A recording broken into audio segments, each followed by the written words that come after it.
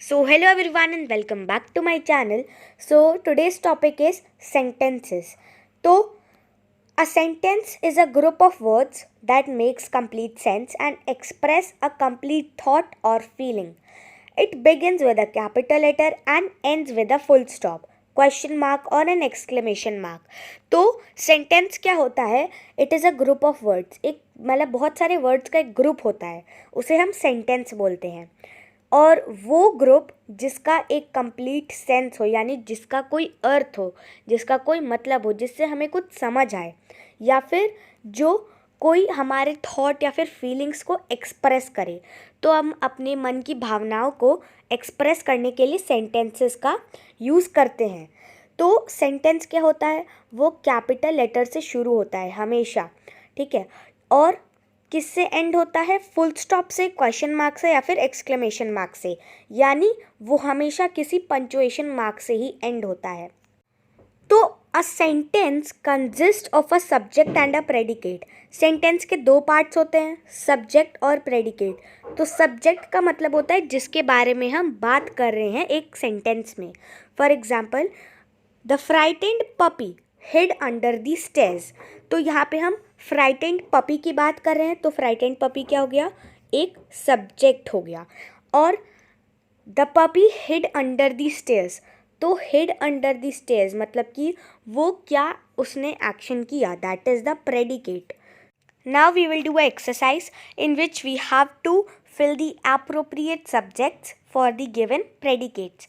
So first one is that dash gathered inside the parliament house.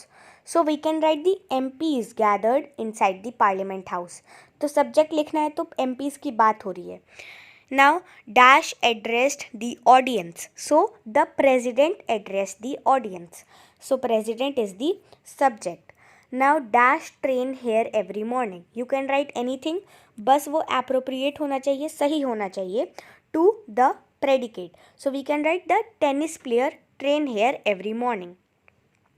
Fourth one is that dash were proud of their children. So the parents were proud of their children. The team was thrilled to won the game. So यहाँ पर हम team की बात कर रहे हैं. So the team was thrilled to won the game. Phrases. So unlike a sentence, a phrase is a smaller group of words that forms a unit but not a complete idea. It adds meaning to a sentence but it does not make a complete sense on its own.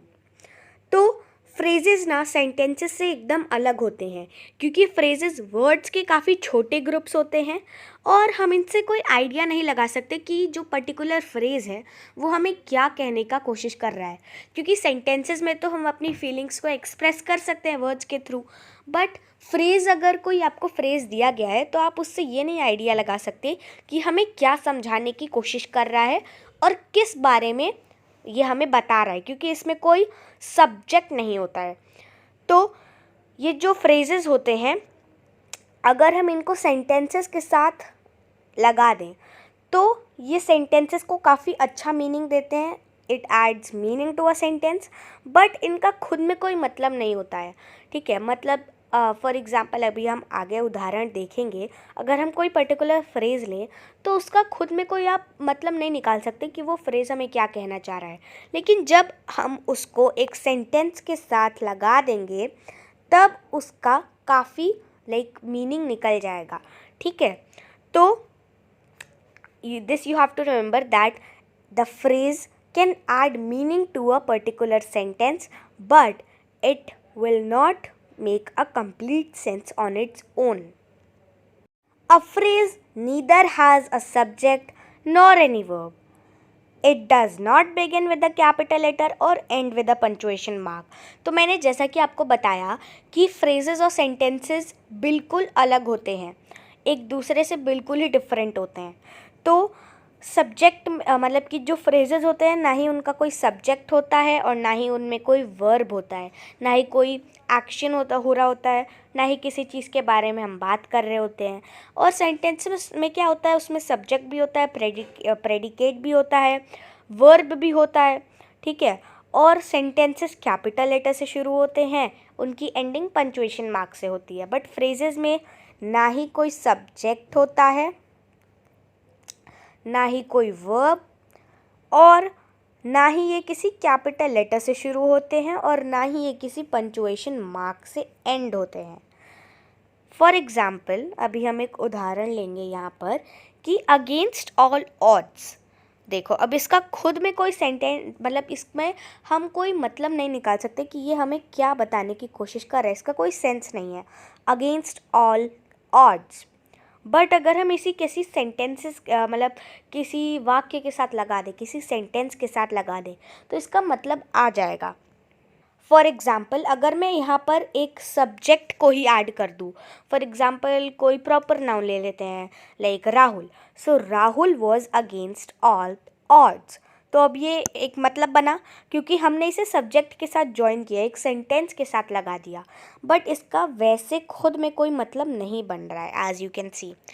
Similarly, between the devil and the deep blue sea, इसमें खुद का कोई मतलब नहीं है, मतलब of course ये तो मतलब ये समझ आ रहा है कि devil, between the devil and the deep blue sea, devil और डीप ब्लू सी के बीच में किसी की बात हो रही है, बट किसकी, किस चीज़ की, इसका आइडिया हम नहीं लगा सकते क्योंकि इसमें कोई इन्फॉर्मेशन दी ही नहीं गई है।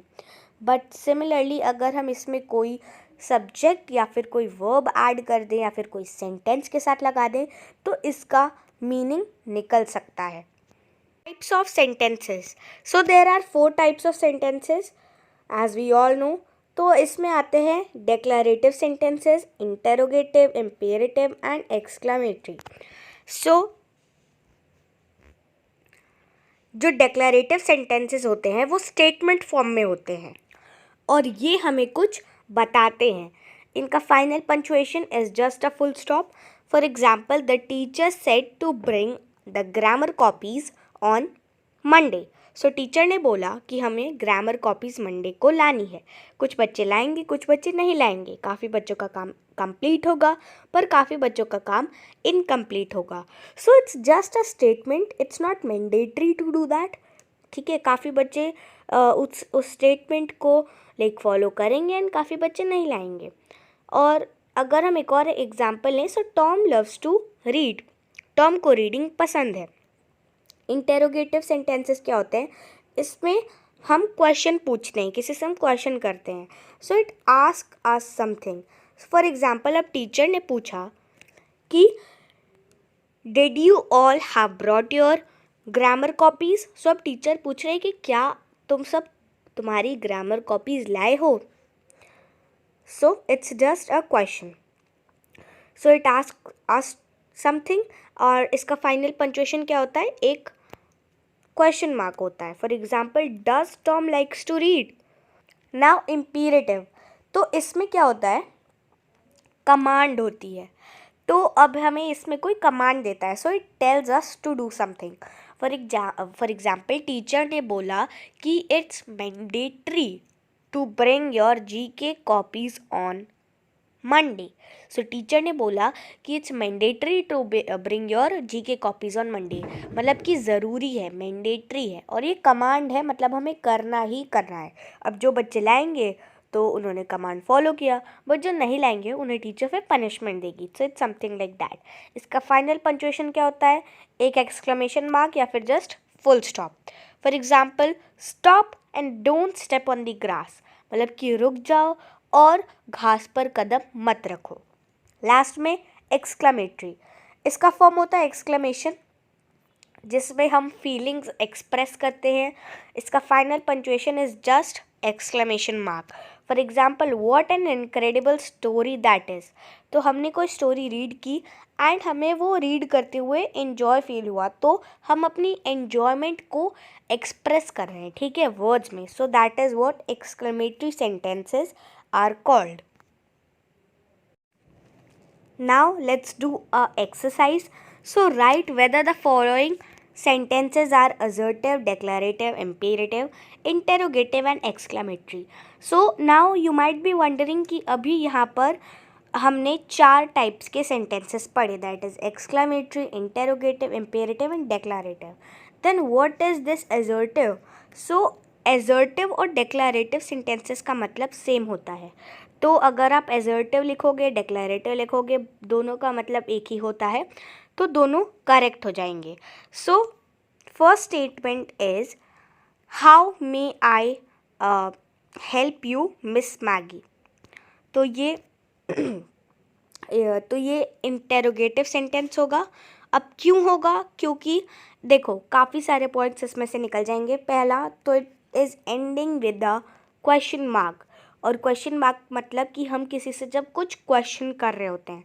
सो interrogative, now how may I help you Miss Maggie. So basically the person is asking to Miss Maggie that how may I help you.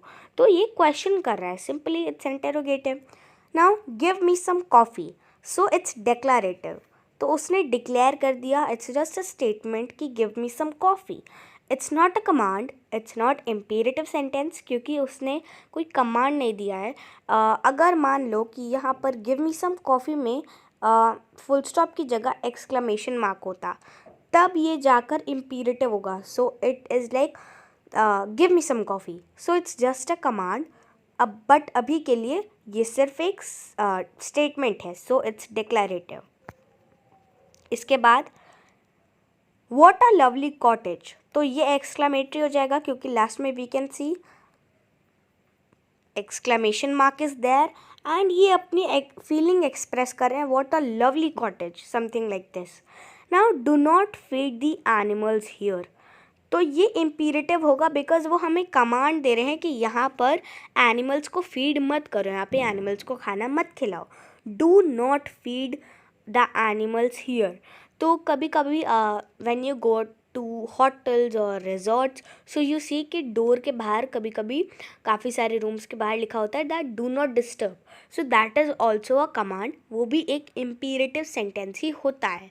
ठीक है, so do not like do not disturb और do not feed the animals here, ये सारे इम्पीरेटिव sentences होते हैं। And with this, we are completed with the chapter, and we'll meet again in the next video. Till then, take care, bye bye, and stay updated.